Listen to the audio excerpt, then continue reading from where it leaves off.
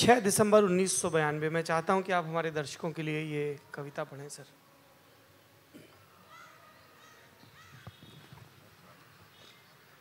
अरे बहुत ज़रूरी कविता है। 6 दिसंबर 1992। स्मृति के घने गाढ़े धुएं और सालों से गर्म राख में लगातार सुलगता कोई अंगार है।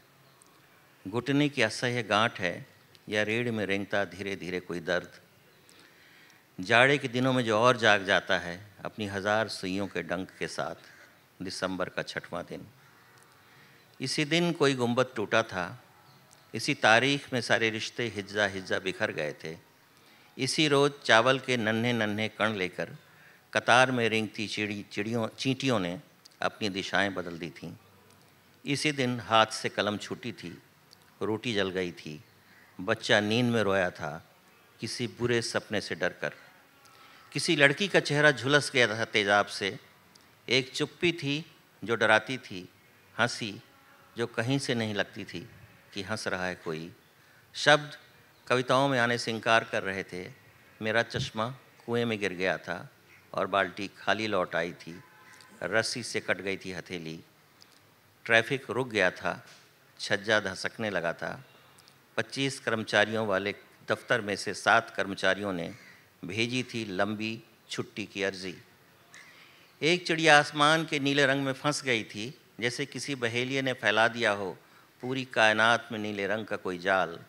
इसी रोज़ जुलाजी के मास साहब अफजल का सर का ब्रेन हैमरेज हुआ था।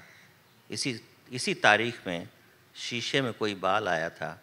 फिर कभी न जाने के लिए गुंबद इसी दिन टूटा था और मलबे से पैदा हुए थे लोहे के 2 पाए। ऐसे लोहे के लौह पुरुष जिनकी आत्माएं बहुत पहले कूच कर चुकी थी।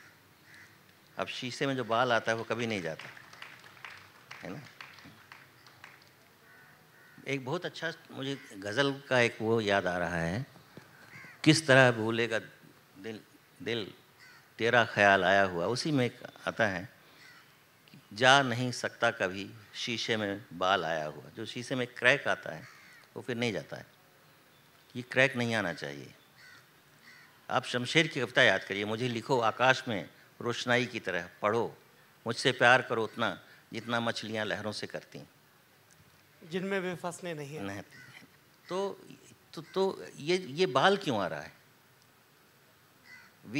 अद्भुत कविता है। अगर यानिस रित्सोस मेरे बहुत, आप सबके भी बहुत अच्छे कवि, कि मैं अपनी खिड़की पे खड़ा हूँ और मेरे सामने दिन है, दिन जैसे एक शीशा है।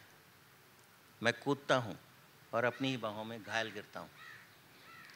तो इस एवरीथिंग इज़ मिरर, और आप इसको तोड़ रहे हैं, इसमें क्रैक्स ला रहे हैं।